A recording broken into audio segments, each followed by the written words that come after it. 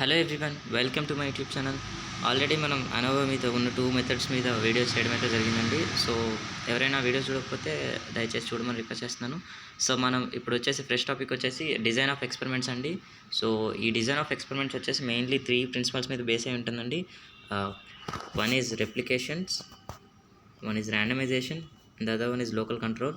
So replications are nothing but repetition అండి.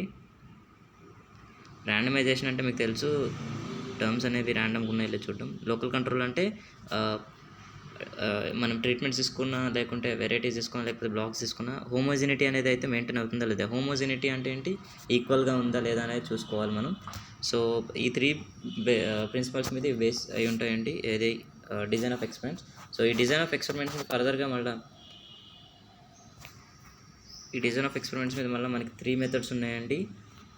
So one is CRD, one is RBD, the third one is LSD. This is most important.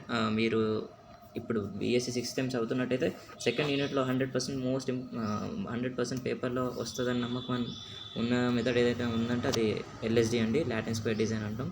So CRD వచ్చేసి మనం ఫస్ట్లో ఈ వీడియోలో CRD గురించి మాట్లాడుకుందాం. So CRD full form వచ్చేసి completely randomised design అండి. సో సేమ్ సిఆర్డి వచ్చేసి సేమ్ అనోవా 1వేలా ఉంటుందండి. సో మీరు జస్ట్ పెద్దగా డిఫరెన్స్ ఏమీ చూడవసరం లేదు. సో ఇది వచ్చేసి 2 ప్రిన్సిపల్స్ని సాటిస్ఫై చేస్తుందండి. One is replication, one is randomisation.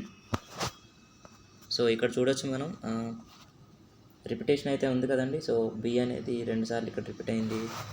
అదేవిధంగా ర్యాండమైజేషన్, సో ఈ అబ్జర్వేషన్స్ అనేవి ర్యాండమ్గా అలర్ట్ చేసి ఉన్నాయండి, ఒక ఆర్డర్లో ఏబిసిడి అని అయితే లేదు. సో ఇది 2 ప్రిన్సిపల్స్ని సాటిస్ఫై చేస్తుంది. సో ఆ 2 ప్రిన్సిపల్స్ని సాటిస్ఫై చేయడం వల్ల దీన్ని మనం ఎక్కువగా ప్రిఫర్ చేయమని కాదు. సో ఆ మిగతా 2 మెథడ్స్తో యూజ్ చేసుకుంటే ఇది చాలా లెస్ ఎఫిషియెంట్ అండి. సో ఫర్దర్గా మెథడ్ ఏముందో చెప్పే ప్రయత్నం చేస్తా. సో మనకు తెలుసు ఎలాగైతే మనం అనుభవం 1వేలో తీసుకున్నామో అదేవిధంగా ఇక్కడ లీనియర్ మ్యాథమెటికల్ మోడల్ కన్స్ట్రక్ట్ చేసుకోవాలంటే జస్ట్ అక్కడ ఎక్స్ఐజే వస్తుంది, మనకి ఇక్కడ ఓన్లీ వైఐజే అని తీసుకుంటాం. వై ఇన్ టర్మ్స్ ఆఫ్ వైలో తీసుకుంటాం ఇక్కడ. సో మ్యూ అంటే మీన్ అని తెలుసు. ఇక్కడ టీఐ అని ఉంది కదా, టీఐ అంటే అక్కడ ఆల్ఫా ఐ అని తీసుకుంటుండే ట్రీట్మెంట్స్ని, ఇక్కడ ట్రీట్మెంట్స్ని టీఐ అని అయితే తీసుకుంటాం మనం. సో ఈ ఎప్సిలాన్ ఐజే వచ్చేసి ఎర్రర్ టర్మ్ అని మనకు తెలుసు. సో ఒకసారి మెథడ్ అయితే చూడండి, అజంప్షన్స్ చూడండి, సేమ్ డిటో ఉంటుంది. అనోవా 1 2 ఎలా ఉంది అలాగే all observations must be independent, must be drawn from normal population.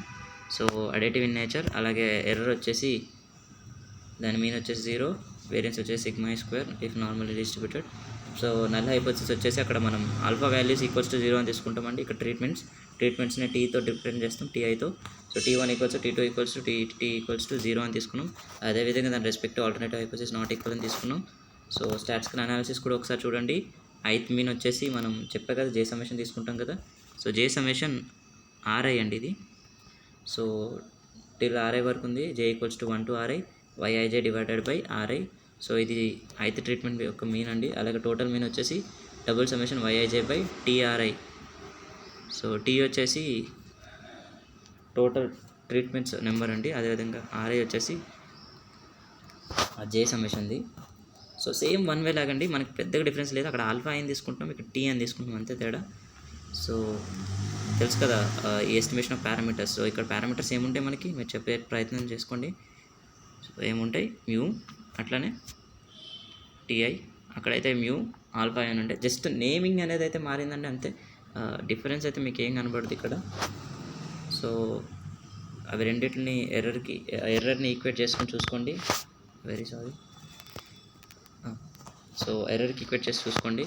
So ఇది మన కొత్తగా వచ్చే ఫామ్లో దీన్ని స్క్వేరింగ్ అండ్ సమ్మేషన్ చేయండి. సో ఇలా వస్తుంది. ఎస్ అనుకోండి, దీన్ని partially differentiate with respect to mu చేయండి. సో మ్యూ వాల్యూ సేమ్ మనకు అక్కడ ఎలాగైతే వచ్చిందో ఇక్కడ కూడా ఒకసారి ప్రొసీజర్ నేను చెప్పవలసి అనుకుంటున్నాను. సో చూస్తే మనకు అక్కడ ఎక్స్ బార్ డబుల్ డాట్ వస్తుంది, ఇక్కడ ఇన్ టర్మ్స్ ఆఫ్ వై ఉంటుందని చెప్పినా కదా, అందుకే వై బార్ డబుల్ డాట్ తీసుకుంటున్నాం అంతే. ఇక్కడ కూడా మనం ట్రీట్మెంట్స్ అనేవి 0 తీసుకుంటున్నాం కదా నల్ హైపోథిసిస్లో, ఇక్కడ 0 అయిపోతుంది. నెక్స్ట్ ఏముందండి మనకి విత్ రెస్పెక్ట్ టు టీఐ కదా. So with respect to TI చేసినప్పుడు మనకి టీఐ చేస్తున్నాం కూడా సమ్మేషన్ ఏది వస్తుంది, J equals to 1 to RI. So jth summation వస్తుందండి. సో సో అలా చేసి చూస్తే సేమ్, అసలు డిఫరెన్స్ ఏముండదని నేను మెథడ్ని బాగా ఎలాబరేట్ చేసి చెప్పాలనుకోవట్లేదు. సో సేమ్ వస్తుందండి. సో ఇక్కడ మీరు ఒకసారి అక్కడ అనవో వన్ వేతో కంపేర్ చేసుకుని చూడండి, అక్కడ ఎలా వస్తుంది. Alpha I equals to X I dot minus X double dot X bar double dot వస్తుంది కదా, ఇది దాని ఫార్ములా. ఇక్కడ ఒక్కసారి కంపేర్ చేసి చూడండి, ఆల్ఫా ఐ ప్లేస్లో టీఐ వచ్చింది, ఎక్స్ ఉన్న దగ్గరలో వై వచ్చింది, అంతే తేడా, డిఫరెన్స్ ఏముండదు. సో ఇవి రెండు తీసుకెళ్ళి మీరు ఎర్రర్లో సబ్స్టిట్యూట్ చేస్తే మీకు ఫార్ములా అనేది ఇలా వస్తుంది. సేమ్ అక్కడ కూడా అంతే, XIJ minus X bar I dot ఉండే, దాని ప్లేస్లో వైస్ వచ్చినాయి ఇక్కడ ఎర్రర్కి. సో అవి తీసుకెళ్ళి సబ్స్టిట్యూట్ చేయండి, మీకు టోటల్ వాల్యూస్ వస్తుంది. వైఏజే ఈక్వల్స్ టు, సో ఈ వాల్యూస్ చేసి చూడండి వస్తుంది. సో సమ్మేషన్ స్క్వేరింగ్ చేసి చూడండి, ఈ టర్మ్ అనేది ఎల్హెచ్ఎస్ సైడ్ పంపేయండి. సో ఇది ఒక స్క్వేర్. సో మళ్ళీ ఇది అగైన్ మనకి A plus B whole square ఫార్ములాలో ఉంది. A plus B whole square ఫార్ములాకి ఫార్ములా అయింది A square plus B square plus 2ab కదా. సో కోవేరియన్స్ టర్మ్ అనేది 0 అయిపోతుంది. సో ఫర్దర్గా మనకి మిగిలేది వచ్చిన టర్మ్స్ ఉంది some of square due to treatments. అదేవిధంగా మిగతాది ఏదైతే ఉందో, వెరీ సారీ, సో ఇది వచ్చేసి some of square due to treatments, ఇది వచ్చేసి some of square due to error. మిగతాదంతా ఇది కోవేరియన్స్ టర్మ్ 0 అయిపోతుంది. సో అలా రాసుకోవడమే. సో డిగ్రీస్ ఆఫ్ ఫ్రీడమ్ కూడా ఒకసారి చూడండి. డిగ్రీస్ ఆఫ్ ఫ్రీడమ్ మనం అక్కడ k-1 అనుకుంటుండే, ఇక్కడ టీ వరకు ఉంది కాబట్టి స్మాల్ టీ వరకు ఉంది కాబట్టి స్మాల్ t-1 అంటున్నాం. అదేవిధంగా టోటల్ డిగ్రీస్ ఆఫ్ ఫ్రీడమ్ అయితే మారదు, క్యాపిటల్ N-1. సో ఎర్రర్కి ఏంటి, ఇది మైనస్ ఇది చేస్తే మనకి n-t వస్తుంది. ఇది వరకు n-k ఉండే, సో ఆ k పొజిషన్లో t వస్తుంది మనకి.